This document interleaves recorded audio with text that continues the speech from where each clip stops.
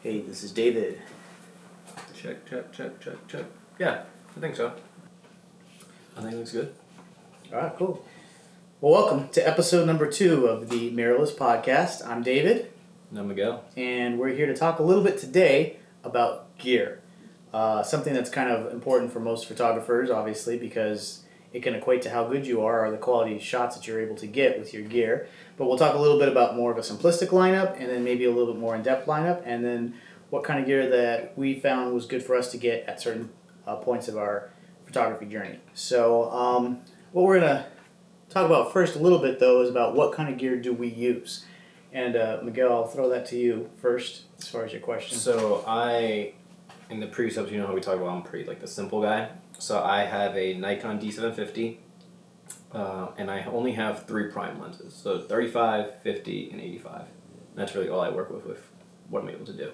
Now, I'll ask you, with the prime lenses, do you not like zoom lenses, or do you just prefer with the primes it just kind of keeps you in a certain... Like, do you find any advantages of using prime over zoom? So primes are definitely a tad bit sharper. And I do like the fact that a prime lens will be... it's kind of more useful for me because I like to move. So like if the lens doesn't move, then I can be free. I can do whatever I want within that. As with the gig or however you want to say, like if the situations allow. So that was the but yeah, so nothing against zooms. Like I actually love using zooms for certain events that I do because like I need it, but that's really all I invested like currently 35, 50, 85. Cool. And those are all Sigma, you said? 35 is Sigma, 85 is Sigma, and the 50 is Nikkor. And this is all Nikon, which is what kind of mount? Is it F mount? F mount. Okay. Do you use anything else in your camera bag for like, is there any other things that you would say kind of like, hey, obviously those are essentials, those are the big ticket items, but do you have anything else that's kind of like, hey, definitely I'm always bringing this to a shoot just in case I need it type deal? Big ticket items? No. No, fair enough. That's pretty much it. And that is a very simplistic but efficient lineup, and I guess that's all I want on my back. That's what they call run and gun, right? That's all I want. Not run and gun. I mean, I never understood what that term really means. I mean, obviously it's what your primary, like, hey, this is what I got, and this is what I'm going to go with, and kind of roll with it. But, yeah, right? I mean, I'm still, if you think about it, like, I'm still flexible. Like, I'm not restricted to one type of photography. I like being able to, just with my experience, been able to do what I need to do within those lenses. So I think it's a nice range, to have. And again, advantages of that Nikon that you use. I know we kind of talked about it last episode, but why do you like that Nikon? What would you say is big advantages of it? My body? Yeah. I like Your it. camera body. Yeah. So I like it because it's definitely good in low light. There are a few things that I don't like anymore, just from certain events I'm doing, it doesn't really meet my expectations. Like I would like to get better. We'll get into that a little bit. But it's good in low light. I think it shoots like 24 megapixels, just good. You don't need that though. Shutter's good. It's a full frame too. It's a full frame, yeah. So you do get like more light into the camera, and then the body is good, but also just the quality of lenses too kind of makes it. Definitely, it pairs up well. A step well. It's kind of like when you have a good wine with a meat or whatever. It kind of pairs up well and makes the meal more enjoyable, I guess, right? Yeah, something like that.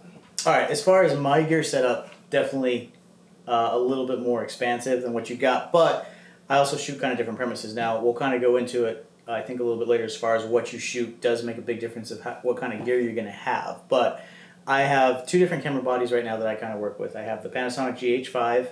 And that one, it's a micro four thirds camera, so that means it has a smaller sensor on it, which I think it basically 2 times the lens that you're going to have on it as far as the focal length. And then it shoots 4K video. Those were like the biggest advantages of why I got it. And because I do wedding work, wedding video stuff, the 4K was kind of like, you can tell the difference when you're kind of doing the editing and everything like that. Eventually, even now, if stuff isn't in 4K, which YouTube is, not so much some of the social media platforms, but when you kind of start going further into it, that 4K is going to make a difference once everything catches up to it. I also use a Canon 80D, my original camera, kind of like my, the first one you got, so it's kind of like you don't want to get rid of it yet. Yeah. But Canon is amazing at their color profiling, and I do like it for doing portrait and stuff like that. It actually has 1080 for the full HD for the video, and that's 24 megapixels too.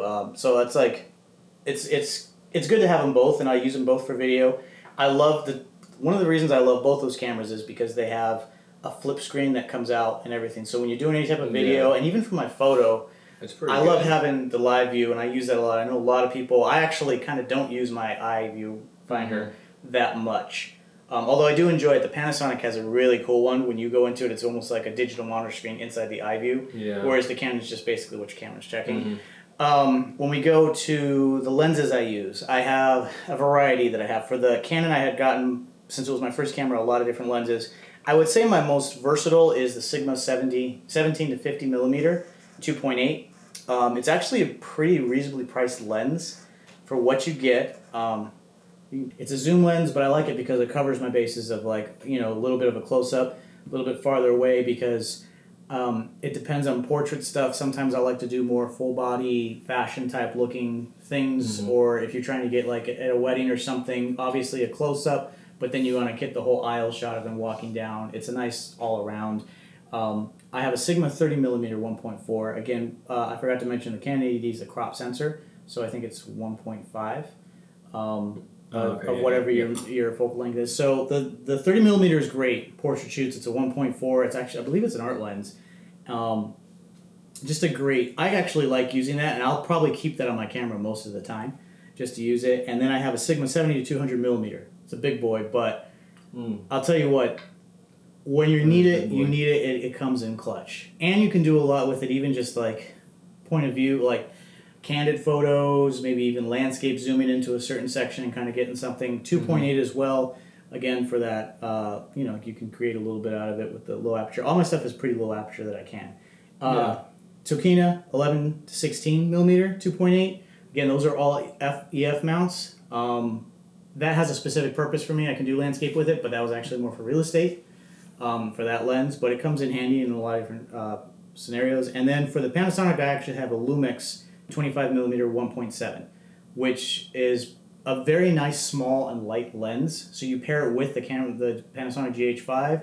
It's a very just like carry it all day. It really wouldn't be taxing on you. Whatever, kind of easy. Is that a small one? It's that tiny little guy, but little toys. It's so small. And I will mention that I have a speed booster for the Panasonic, so I can use all my EF mount lenses for the Canon, but they don't autofocus as well. It takes a minute to kind of come in and out and everything, so I kind of don't like it for that fact. I'll tend to go manual on the only one I really switch over a lot is a 17 to 50 millimeter because it's a zoom. But the 25 though works really well with the autofocus. Most of your lenses are AF? It depends on it, but yeah. I've been practicing more with my manual focus. In fact, the GH5, well, I can get to that later. My setup on the GH5, it could be another whole other thing because there's so much to do on it. But one thing I like about the GH5 is you have a back button focus, and what you can do is you can set it that you can use it for back button with that lens, but then you can manually focus it at the same time. So you can kind of get in the ballpark and then fine tune it. So it's kind of a huge advantage of that particular lens, and why I want to get a few more Lumix lenses because they pair so nicely together and work and talk to each other really good. Yeah. And then I'll throw a couple of ND filters in there. And then if I'm doing any type of video, I'll have a Rode mic that I throw on top of it just because I always ran into a problem. And one thing I don't like about the Canon is their lenses that I have are so noisy, and I catch that on my microphone. So I do have other setups. It's really hard to find like a camera that has good speakers on it. But that's why they make the mics. Yeah, so the Rode mic I think is the Video Mic Pro. But I also found if I'm really trying to do something wedding wise, I have a whole nother audio, again, a whole nother issue that we could probably spend the topic on is my audio setup. But I have a lot of gear. I know that's a lot to list. It also depends on what I'm doing. Your premise is what you're shooting. It works for what you have. I don't have all that stuff in a bag that I'm going to carry with me every time. But if I'm shooting a wedding, I'll have a lot of that with me because that's the production of it. If I'm doing a quick portrait, I'm not going to have all that. And I also have a flash setup if I'm doing flash as well. But I use a Godox system, and that's kind of very handy to have for multiple flashes and the mag mod setup. But It's a lot more intensive, but I also can kind of spread out what I'm able to do with it. Yeah. Like quick second on this. So I'm not biased towards it, but I think I really lean towards Sigma lenses just because definitely. like dude, they are just wicked sharp. And it like I said, I have the 35 and 85 that are Sigma, but I have the 50 Nikkor. Like that rarely even comes into my into my camera bag just because like I like the quality is just so different from the 35 or 85. So it's like if I can get a boosted quality, I'm not gonna use the 50. Yeah. And I love the 50 too because it's like obviously the nifty 50. Like it's the lens they tell you to always get like when you first start out, and it's just like the quality just is like just doesn't do it for me. I like Sigma, but I do want to try a Sigma 50 millimeter. I haven't actually tried it myself either. I was thinking of running it recently for a shoot, but I didn't come around to it. But it's funny because I still just stick to my 35, 85. Yeah, I mean, if it's working, if it's not broken, why fix it type deal. But I did just rent the Sigma 85 millimeter for the EF mount. I know you have it for the Nikon, and that thing's pretty fun to shoot with. Although for me, I did have to adjust a little bit of being a little bit farther back, just because I use a little bit more of my zoom lenses, or the 35 millimeter allows me to get more close up. Yeah, and I don't mind that. Like if I can, if I'm able to move back and forth, side to side, like I'd rather just stick to the prime lens and get better quality. Yeah, because with the 35 or the 30 millimeter, I should say, I don't mind getting a full body shot with that lens because it still looks really good, and then I can get nice and close up. So it's just a little bit harder when you have to like move out and not kind of come back in. But exactly. It's all just getting situated with what you have on there. Now, let me ask you this: we didn't quite have it in there, but have you ever used a dual camera setup for any type of events? No. I did it once. I didn't. At first, I was like, I'm gonna look like a fool out here because I actually bought the whole. But you look kind of cool. I bought the holster, and I don't know if we want to edit it out. This is a funny story because I actually looked it up on Amazon, and it said, "Hey, if you're gonna get this, get the brown leather one because they had it in brown leather and they had it in black leather." It said, "Get the brown leather one because if you get the black leather one, it looks like you're going to a totally different type of job." But I ended up getting the black because I always wear black, at these events for like a wedding or something. Yeah. And I got this thing. It came in and people were like, "What in the world is that thing?" But it is very handy and it's very secure because it screws in the bottom. I would definitely consider getting that for a wedding. And the thing is, it would be super useful because it's like. I have a 35 on my left, and then I can have an 85 on my right. And then I can have a 50 millimeter if I have like a little pouch or something. Boom, 50 millimeter, switch on and off. Like I don't mind the switching of lenses. I've just been so like. It just makes been doing it so long. It's just like very very easy. It makes it so much faster. Like literally, I was using actually a Nikon 85 millimeter, believe it or not, on the one end, and I was like. Boom, boom, boom, getting dope shots. And then on the other side, I had the 1755. So it's like I put that down. I'm like getting full view shots and like the whole wedding. Because in that sense, like okay, you going from 85 to 35 or whatever is a matter of seconds. Like those seconds could have been you taking off the lens, put it back on, and like missing something right away. So it's just nice to like. Yeah, no, it's that's a running gun. Exactly. That's good. After I used it for that one wedding, I was like, this was worth it. Definitely worth it. Have it in my arsenal of just like. So you have that? I have it. Yeah. Okay. If you ever need to borrow it, let me know. But it's like it's very handy. I'll probably. I'd rather the brown. I'll get the brown one. I don't know, man. Get some lot of job offers. But all right, so let's move on to the next subject of does gear matter? Like, yes, and does. Why? And, expound. Well, it's tough because there is like two sides. I'm yes, and then I'm also no. But there's reasons for each. So like I would say gear does matter because if you want to do something, if you want to get a certain look, you have to have this certain gear. You know what I'm saying? Like if I just had a Nikon 85 millimeter. And I'm just like boom boom, and I'm like, oh man, like I want to get like, or the customer wants like this wide look, and it's like, oh okay, like I should get 35 millimeter. There's that instance, and then there's also like for myself, I have 35, 50, 85, which is great, But if I book an event and I need something a a nice zoom lens, for example, like a basketball event coming up. Like 85, I can do that easy, you know, because I'm moving around, I have my space. But to make the job a little bit easier, in certain situations, I rent the 7200. That's what I do. That makes me better, you know. But there is that other side where if you have these awesome gears and stuff, you're not going to live up to that gear unless you know how to use it. So there is a fine balance with it. That's how I think, but I do think gear does matter in the sense that I have to do a job, and for me to do it to my best of my ability, I have to get this lens, get this gear, so to speak. Yeah, I agree with you that there's two sides to this question. I think it does matter, but I think it matters later on in your photo journey, basically. Yeah. Because at the beginning, you could buy the best gear in the world, but you're not going to take good pics. You need to learn.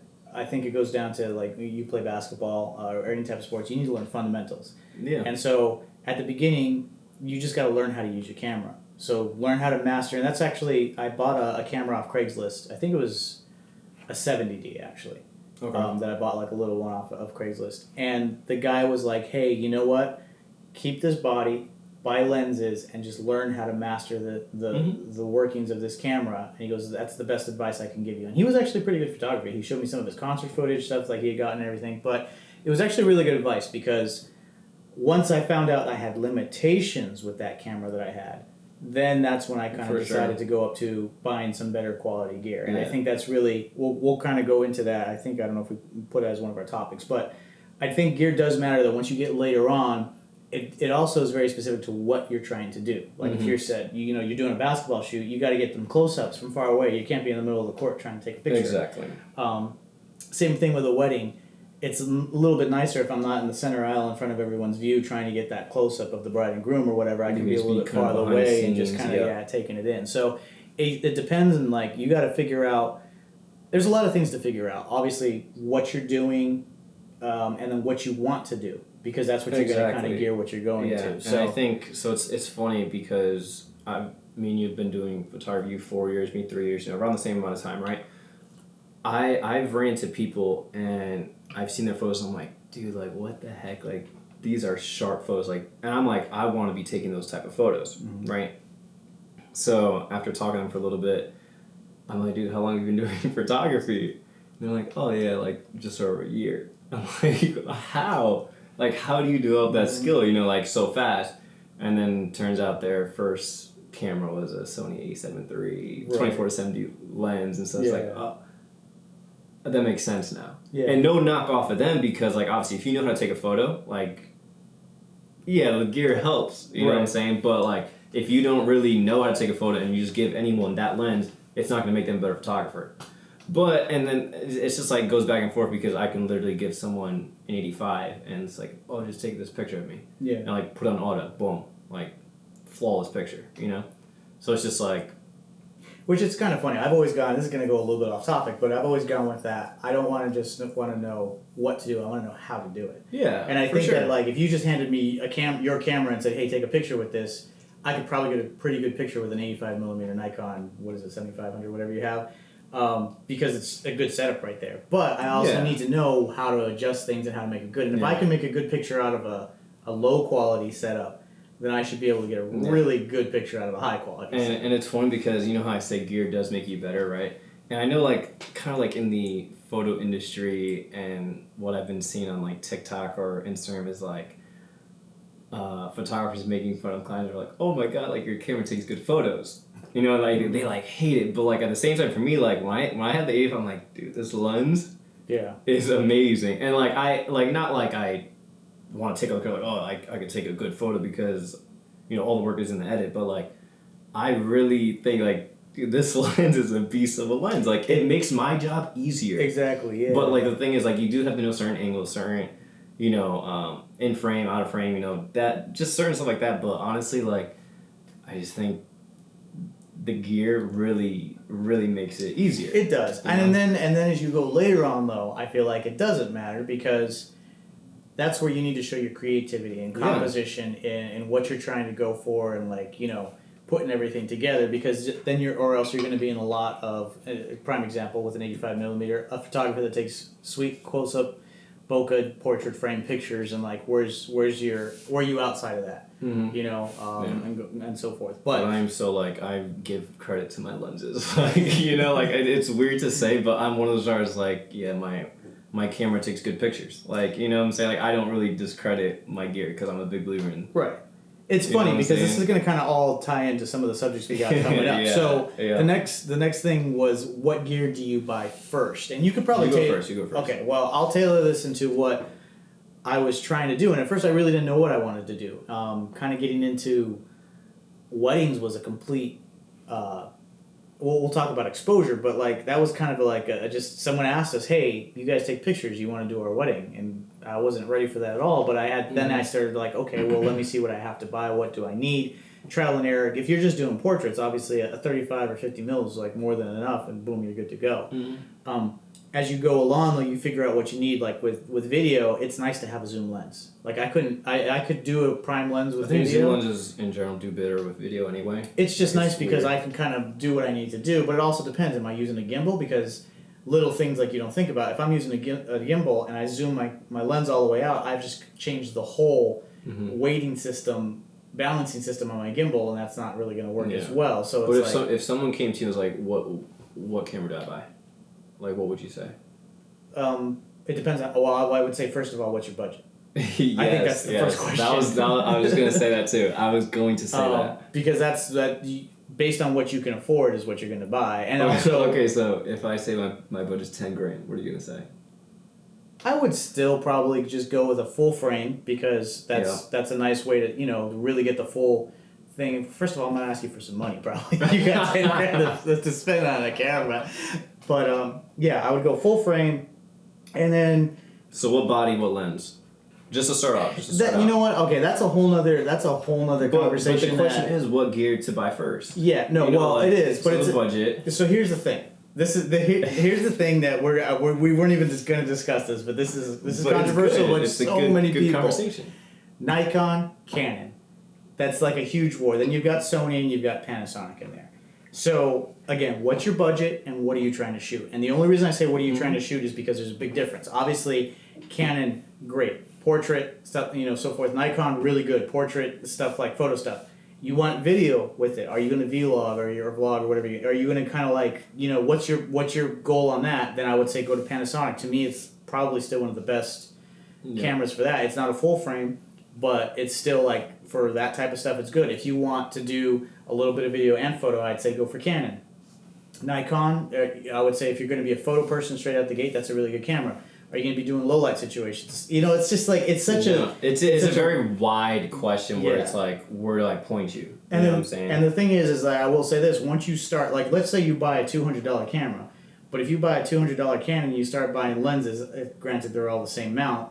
Obviously, if you're going RF, that's a whole different issue because the cheapest RF camera starts at $1,000. But again, there's so many variables. But if you're going to start on the path of Canon, you're not going to want to trade in 7 lenses to buy a new camera and buy 7 new lenses, because then you're going to be spending another $10,000 down the road. So it's kind of like I'm always going to say Canon's a really good camera. I love Canon. Yeah, I have no knock on any type of brand at first. I mean, when I first saw it, I was like, screw Canon. But like now I'm just like, they're all good cameras, It doesn't even matter what gear you choose, you know what I'm saying? Yeah. But like, I just contradict myself. You did so much. Gear doesn't matter. It's in the same episode but it doesn't necessarily matter because there's still good cameras in that aspect. And but it's because Sigma will work with all those cameras. yeah. But I mean, if you're gonna compare like Nikon, Canon to Sony, like it's hard to say. Yeah. But I mean, I am a Nikon user, so I am kind of like excited to Nikon. But I really think Sony's just ahead of the game, like ridiculous amount. So if someone came to me and was like, "Hey, I have $5,000. What camera should I get?" And I'm like, Sony A7 III, 2470 G Master, like boom. Yeah. So I think the Sony's go have fun, kid. Go have fun. 10 grand. And I'm like, hey, like let me borrow that sometime. But that's the thing. No one's really gonna have 10 grand. Like, if you have 10 grand, like you have that much money, you might as well buy a red and just kind of start going for it. We've hit the one extreme where it's like, okay, I got 10 grand in my pocket. What do I buy? Yeah. Say someone comes to you and I have $100. $100 Start trying to find another hobby. I would say, no, you know what I would actually say at that point? Because even though they have $100, most likely they have a smartphone. Mm-hmm. And I would say start your journey on your smartphone and figure out exactly composition and something. And honestly, smartphones have a lot more. For some reason, I don't think iPhones do as much setting wise as Androids do. I believe Androids have more, but you can learn settings later. Like it's not the worst. Even like the iPhone is a good camera. It's a good snap and shoot camera. That's why because I was a big Android user, I was all into photos. I was adjusting my settings like crazy. Like, oh, this is so cool. Like both good. Like went to more portrait, landscape. They changed the apertures. But then like since I got my Nikon, I was like, why do I need a camera with like all these settings now, or a phone with all these settings? And then that's when I was like, I just want a simple camera, iPhone. I want a nice, like, just pull in my pocket, snap and shoot. Yeah. And it gives you 4K? It does. It gives you 4K video. It's crazy. But still, smartphones, just start on your phone and start learning. Yeah. And saving up for that $5,000 budget and just get the Sony a7 III 2470. But that's the other thing that's kind of nice, too. You can get a decent body, and then I didn't know this when I first started. You kind of picked up on it a little bit sooner than I did as far as what you can do. But using these lens rental agencies like Lens Rental or whatever, and being able to find the lenses that you need. For me, it's actually even nicer because running a photography business, I'll sub out sometimes, or I'll hire second shooters and everything like that. And I can actually, case in point, I have a second shooter that uses Nikon as well. And what I'll do is just rent the Nikon lens for the second shooter, get the picture. That way I'm getting the pictures that I need, so it's nice using those things. So it's like a good way to kind of see what you out there, and then also see what you're going to want to buy. What are you saving up for? I'm saving up for this lens. I'll do the same thing for a gig. Like if a basketball event, like obviously I can still get by with my lens. Like if it was a last minute event and I'm like, okay, cool, like let me go out. Probably charge them a little less just because like I might not get the image that I would like to, or like not that they would expect, but they see what I can do. But if I have time in advance, like I price out to a certain amount, and then I look at the lenses that I would want to rent, which would either be the 24-70 or 70-200, which is going to make my life easier, and just make the job easier. But back to the original question. If you were starting out, I would say body, not so much like I would make a big issue out of it. Choose what you want to choose. Yeah. I think it just matters about the budget. But I would say if you're going to get a lens, try to go for the lowest aperture that you can get. I don't really feel like a 4.6 or whatever, or 5.2. 4.5 or something. I don't that if you go that low in aperture, really, unless you're going to only shoot in the daytime. If you're like a daytime shooter only, it does limit you. You can't do much at night. You can't do. I don't know. You can still learn a lot from that. You can for a kit lens, but I obviously wouldn't even say to go for low apertures. Obviously, those lens with the 1.4, they're better glass. Mm-hmm. But like my 35 and 85 go to 1.4.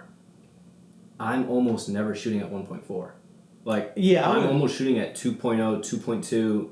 Maybe even 2.8. You're supposed to shoot a couple stops up from the lowest, I think. Yeah, but obviously if it was like really dark and like, I gotta go low, like, go ahead, because you can't. But I like 2.8. Yeah. Again, though, if you're starting out, though, biggest thing is like, we'll get into this another time about as far as what you're networking and stuff, but like, shoot with other people. Learn from other people and kind of see what they use and everything like that, because we're two people just talking about what works for us. This is basically what this podcast is, what gear works for us, but I think that if you're going to start out on your journey and kind of start using, most photographers know that there was a starting point for them.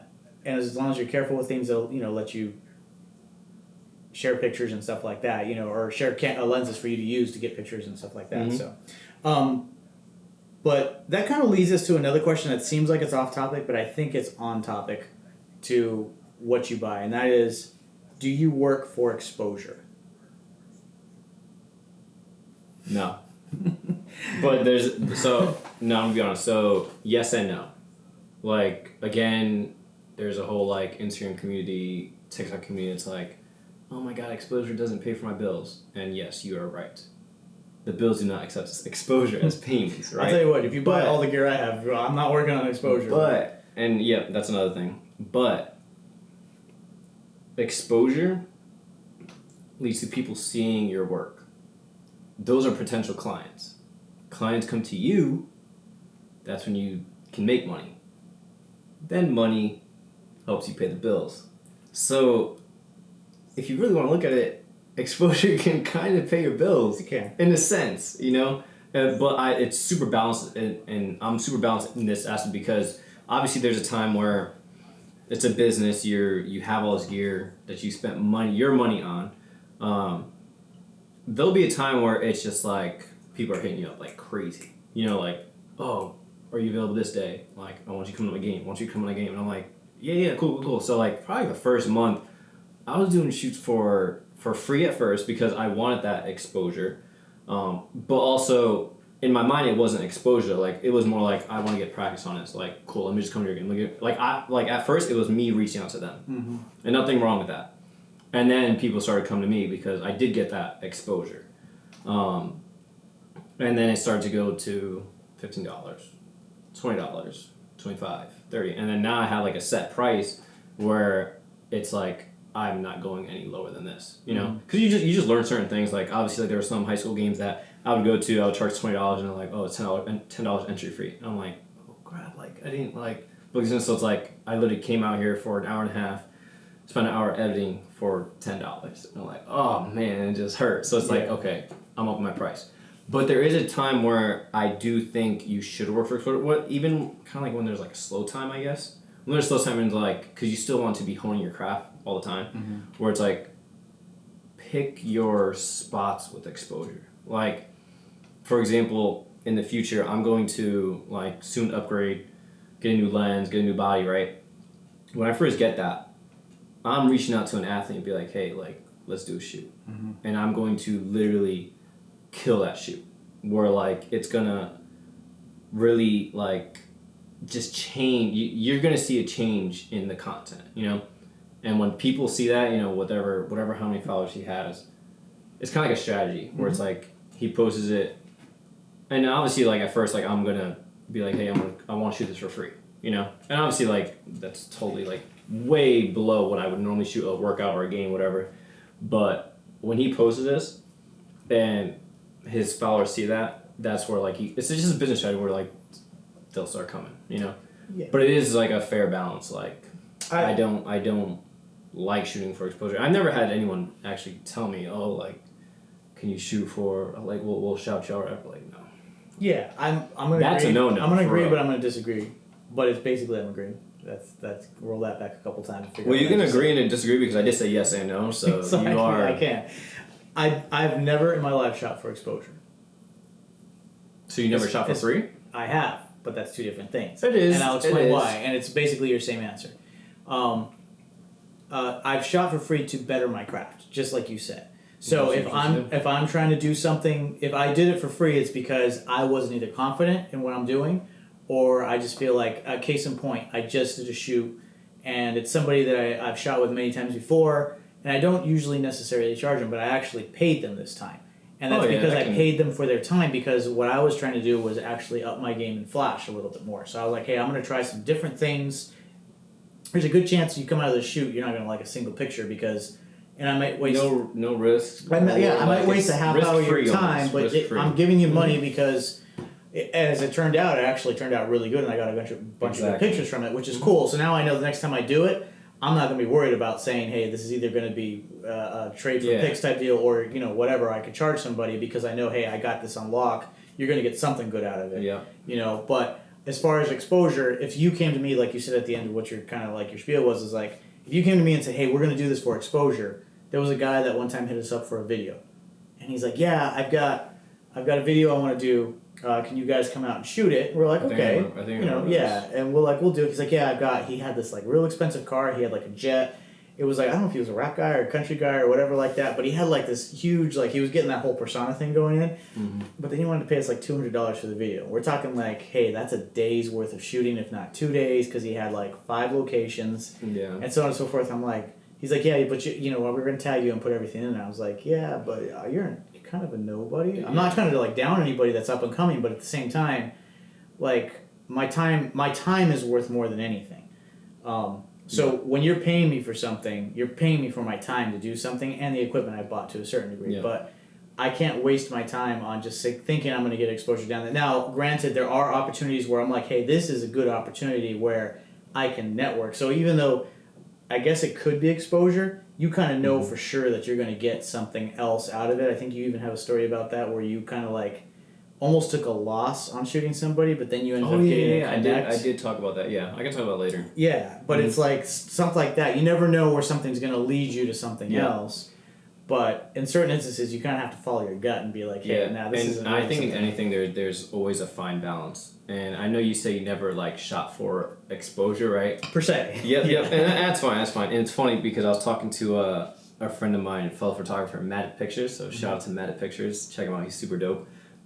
We were talking on the phone, and I was literally in the same predicament like a while ago. And they almost like a organization just wanted to pay me an exposure almost like, hey, like take a picture and tag us or we'll tag you. And I was like, no. But I want the like professional way to handle it. So I asked like a fellow friend. You know, it's funny because we had like maybe like a 30-minute discussion on this, going back and forth. And he asked me this question. He said, and I'll just ask this question to you, like how he asked it to me. He said, obviously you wouldn't want to work for free / exposure, but say what if Patrick Mahomes found your Instagram was like, hey, can you do a video for me? What do you want to do? Well, that exposure is different because guaranteed exposure. Yeah, let's say. Yeah, but still, you're still not I see guaranteed your the followers because certain people follow him. But at that point, your it's exposure weird, right? is a lot bigger. So I guess at that point, you are talking about what is exposure. Is exposure to like 100 people worth your free time, or is exposure to 100,000 people? It's a funny thing to even right. think about it because like, if I were to like, he asked me, he was like, hey, like if LeBron James asked like, hey, come to LA, take some workout picture of me, like my mindset like is totally different. Like I'm like, all right, I'm booking a flight like right now. I'm going to LA and I'm going to shoot your workout. But let's just be honest. But we would be paying LeBron James or Patrick Mahomes to have the opportunity to shoot. But at the same time, like you know, he has money.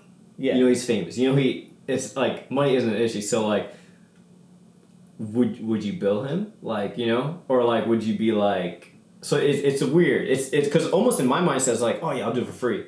But then at the same time it's like, okay, he does have money. Like, you know, this is a business. But that kind of goes. It's just funny to think about. That kind of goes back to a whole different principle now, I guess. Mm-hmm. You are doing it. You're not doing it for exposure. You're doing it to build your portfolio, which kind of also goes back to you're doing it to get better at your craft. Mm-hmm. So if basically now, I guess it's exposure, but it doesn't even matter on their end and how many people like follow them and be like, oh, who's this little guy in Connecticut that, you know? But you're going to be in Connecticut and you'd be like, yeah, I shot with LeBron James. And they're like, oh, well, if you shot with LeBron James, you must be pretty legit if you liked your work. So it does work that way. But again, there has to be some kind of exposure isn't so much of enough of a gimme for that. But if you have something solid that like, hey, this is definitely going to guaranteed get me more work, that's a different story. Yeah, and but unfortunately, that's how I look at it as a business strategy. Like, you know, is this worth it for what I could? The sad part. I don't want to like sound cliche, but it's and I know you hate it. It's like a Drake lyric. It's as long as the outcome is income. Okay. You know, and it's like that. So it's like, okay, I'm gonna put this much into it. Mm-hmm. I need to get this much out of it. You know what I'm saying? I also take it from a different perspective because I feel like, and this is not what we're here to talk about on this particular episode, but creative arts in general, people seem to take it for granted. And I experienced that in the music world because I played in bands and played different things. And there's a huge thing, like if you want to book a show, they're like, okay, we're not going to pay you to play, but you bring enough people and you'll get a cut at the door, or they just want you to bring people and they let you play for free for exposure. Yeah. And it's just like, I'm sorry, what are 10 people in Stratford really going to be exposed to see?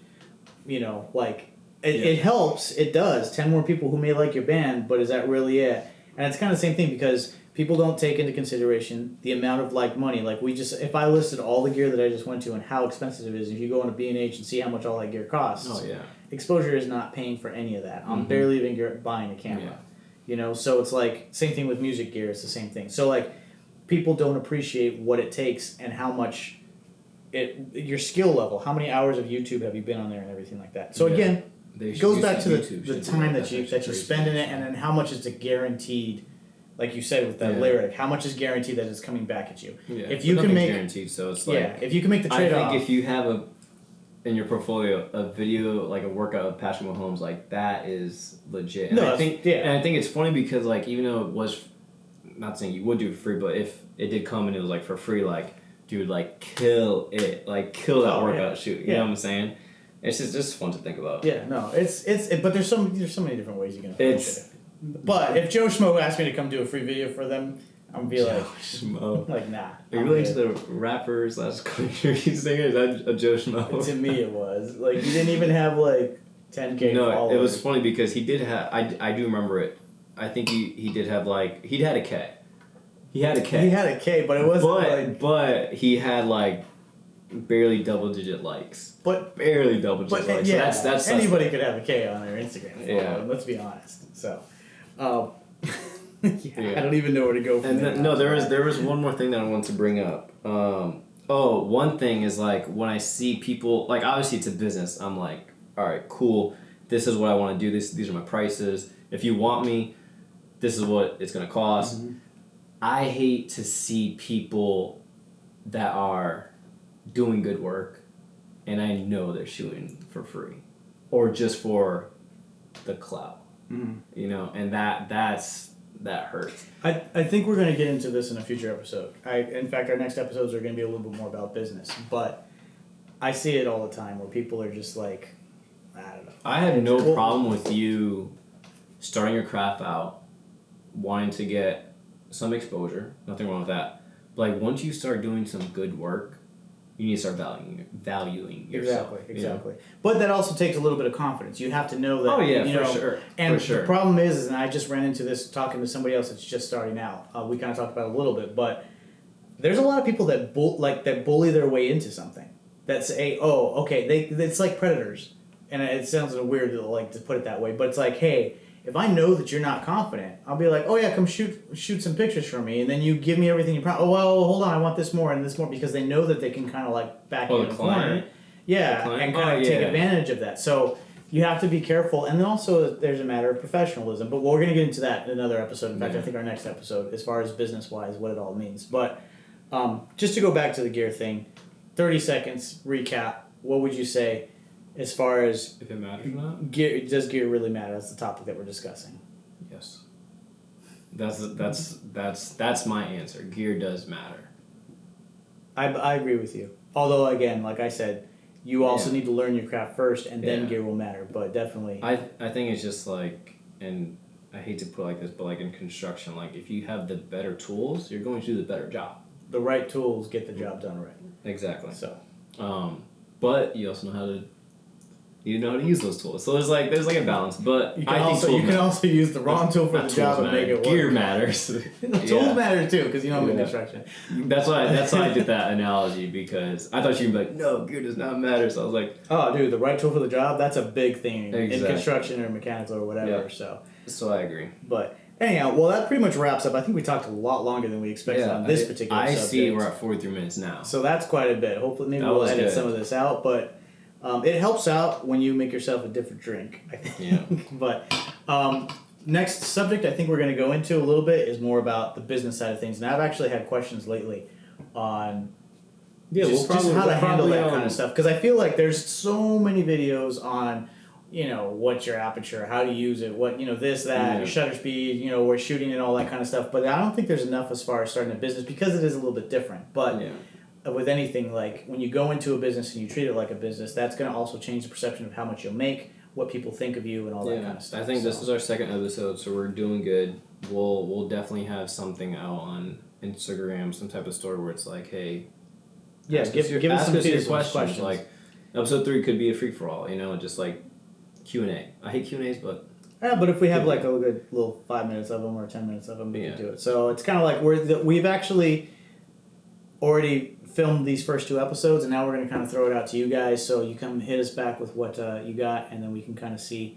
where we're going to take this. But again, this podcast is actually kind of a fun little journey for us too, to kind of like to see what we talk about and where it's going to go. It's not always going to be about photography, I think, but eventually we also want to get guests on, so if you're interested in am I not good enough for you? Like, that's a whole other subject. You keep telling me like I can't wait to get guests on. Like I'm gonna be the first one to get the boot. The thing that's hard is that it's not so much that I want to give you the boot, but we know a lot about each other. Yeah. And I enjoy it's hearing definitely fun to others' have, like, experiences different and like personalities and stuff. So like half the time we're talking about something like, well, we told you this earlier, but Well, you know what's funny? We started this podcast. We started this podcast because we've always would see different sides of things. But eventually we're finding we actually see But the now, same like side. during the first two episodes, we're like we actually agree. So it's like, okay, this is boring. Like, what are we? Yeah, what are we exactly. supposed to Gonna talk about. Yeah. So it would be nice to get some different points of view, or just to learn something new about somebody else. So Yeah, no, we'll see I where totally it goes. agree. Though. I But totally agree. I definitely think that trying to like, if there's ways that we could be more informative or whatever, I'd like to kind of see how that would transcend